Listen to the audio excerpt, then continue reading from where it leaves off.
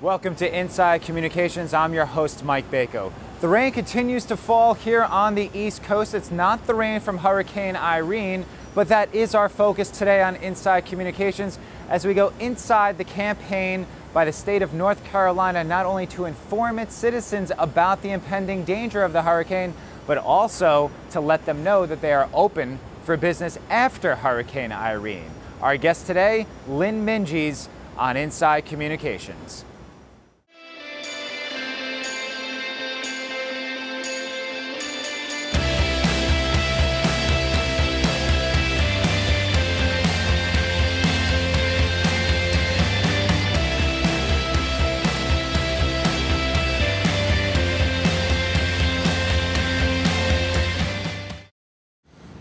Thanks for joining us today.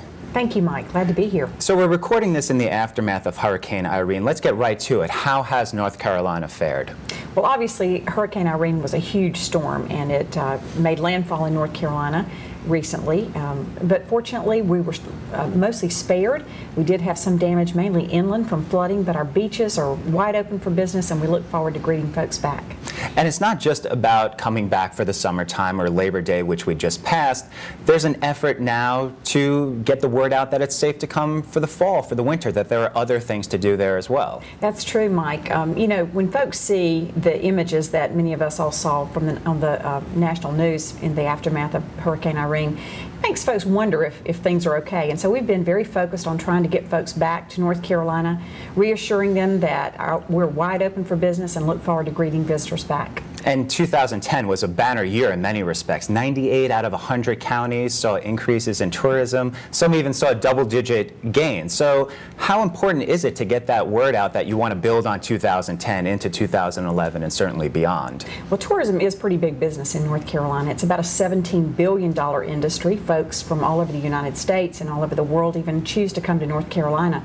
We're the 6th most visited state in America, and so tourism expenditures are pretty big business. We estimate that visitors to our state spend about $42 million every single day. And so obviously when Hurricane Irene hit, we became concerned about getting folks back.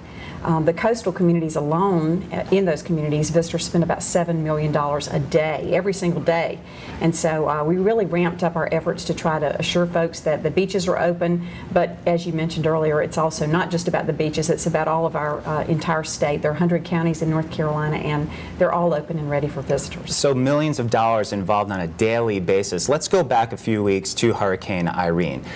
How exactly did you get that word out? You mentioned that there were ways that you communicated with the media, you communicated with people coming to the website, social media. Walk us through some of those processes of not only during the storm, but before and after. Well, unfortunately, Mike, we've had a lot of experience in watching and waiting for storms on the East Coast and in the Gulf Coast as well. And so we became aware of Hurricane Irene and that she had her sights on the East Coast. As it became more and more apparent that she probably was going to hit North Carolina, we really ramped up and tried to get the message out that folks needed to evacuate, needed to make preparations for that. We work with our tourism industry partners all over the state. Some folks think that it's really just the coast that's affected, but really inland areas were affected as well. And our entire state was involved because we tried to identify hotel availability so that those who were vacationing on the coast could choose to stay in North Carolina. That was important. We didn't want them to flee and go home. We wanted them to come inland and see some other parts of the state. So we became involved in a real concerted effort to try to relocate those visitors from the coast into hotels that were open and ready for visitors and were out of harm's way. That really was the first part of our preparedness. We put advisories and information with useful links on our website, visitnc.com. And throughout the storm, we had over 10,000 consumers who went to that website to find out just exactly how Irene was expected to hurt our coast. So people can go to the website, but then you also did something very interesting. You monitored what the media was presenting to the public, whether it be on a national or a local level. What's the importance of that? Are you monitoring to make sure that there's not false information, that they're trying to highlight the areas that were affected, not affected? What's the mentality behind monitoring the local and the national media? Well, obviously the media is very focused on the damage and what's happening that affects people's lives, their homes, businesses that are affected. But our coastline is about about 300 miles long. That's pretty big. There are over 40 communities, beach communities along our coast. And so although a couple of those were impacted pretty severely and still remain closed, Hatteras and Ocracoke, the rest of those are wide open for business. And so as we monitored the media, it became important for us to try to localize the damage and try to control that, to try to let folks know that a large part of the coast was open and continues to be open for business. How did you get that message out? I know that on the website and different social media mechanisms that you actually had man on the street videos, that you had pictures of certain areas to say, hey, you know what? We survived it, we got through the worst of it. How important was it to actually have, not news footage, but people just going out, living their lives, and you see them on the boardwalk, on the beach, going into stores, restaurants, things like that? Yeah, that's a great point. We had a photographer who went out along our coast, and he literally traveled the entirety of our coast. He took beautiful images of people getting back to business after the hurricane. He took pictures of families out picking up seashells, beautiful, beautiful seashells along our coast that wash up during the hurricane. Families were out there collecting those. There were kayakers and surfers and boaters and fishermen, families having fun all up and down the coast, and we began to post those via social media, Flickr and Facebook, Twitter, trying to get that message out. Obviously, there were areas that were damaged, and so we tried to balance the message between those affected areas that were damaged and those that were open for business. So it was important to show both sides of the story. It wasn't just, okay, these beaches are open, everything is great, the weather is turning back. You mentioned how nice it was afterwards to go on the beach and the weather was beautiful, but you showed the other side of it as well. That's true. I think you have to balance the story. You have to be realistic and honest. People expect that. We want them to have a good experience when they come, and there were a couple of areas that were not open for business, and we wanted to be fair and accurate about that, but at the same time make sure that the rest of our state was not impacted adversely. You said something interesting at the beginning of the interview, that North Carolina is the 6th highest ranked in terms of people visiting for tourism. That was something that actually shocked me. Is it important to get that actual message out, that people are coming there in droves, among the top dozen in the entire United States? How important is getting that specific message out? Well, I think that message is important because we are a very diverse state. We have the highest mountains in the eastern United States. We have 300 miles of coastline and vibrant cities and small towns from Mayberry to Charlotte to Raleigh, Winston-Salem, lots of things to see and do in the central part of the state. So it really is important for us to get the message out there that there is so much to see and do in the state. And what are some of the ways that you do that? You mentioned the Visit NC website, you mentioned the different social media avenues.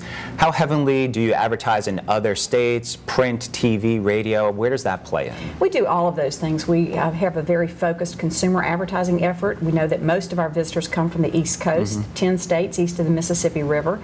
And after Hurricane Irene and leading into the fall, we have focused very keenly on close-in markets. So we began to focus on North Carolina and our states to the north and south of us, trying to get folks to come back to North Carolina. We're looking forward to a great fall with beautiful fall foliage. North Carolina has one of the most diverse species of trees in our mountain region, and that makes our color in the fall very, very beautiful and vibrant with rich reds and yellows and oranges, ambers. It's just absolutely gorgeous, and so we are in the process now of encouraging folks to plan fall travel, not just in the mountains but across the state. There's great fall fishing along our coastline, wonderful festivals and special events, and there's never been a better time to come to North Carolina than right now. And in the aftermath of Hurricane Irene, there was a birth. There was a birth of Aftermath. Tell us a little bit about the birth of Aftermath. They're horses that reside on the beach. Tell us a little bit about that. Well, that's a great story, and thank you for asking that. The eye of the hurricane came in actually right at Cape Lookout, which is about the middle part of our coastline. That particular area is home of about 120 wild horses that are 400 years old. They're of Spanish descent, not those particular horses, but they've lived there for generations. And so as the eye came through, we were all quietly concerned about those poor horses out there in a pretty vulnerable spot.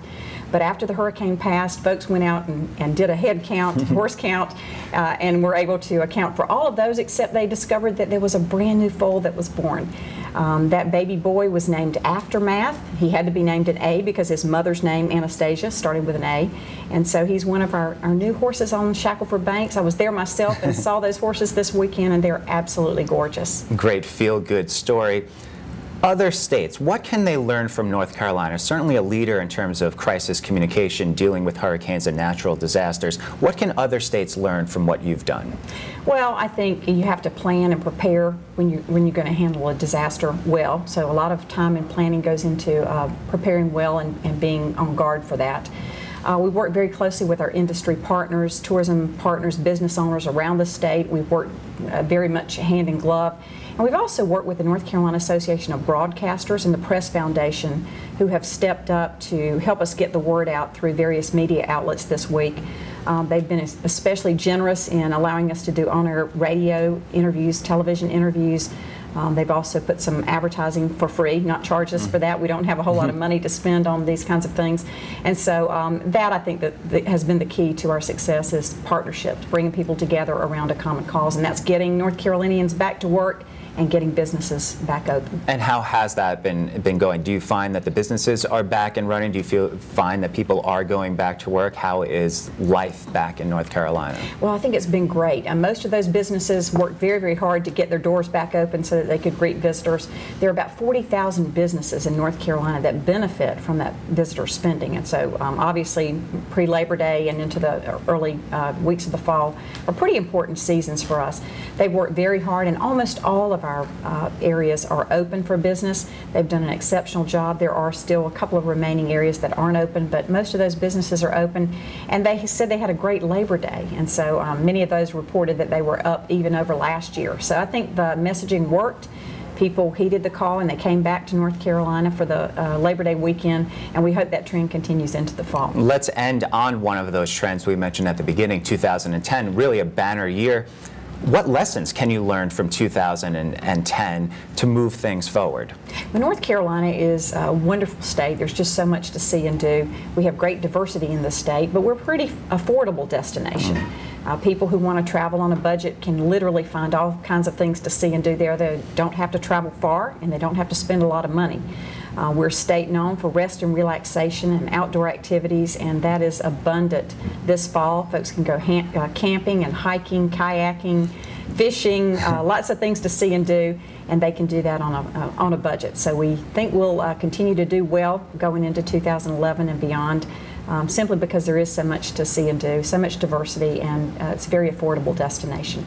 Thanks for going inside on your campaign to make North Carolina a tourist destination and helping us understand the impact of Hurricane Irene and how you handle it. Thank you so much, Mike.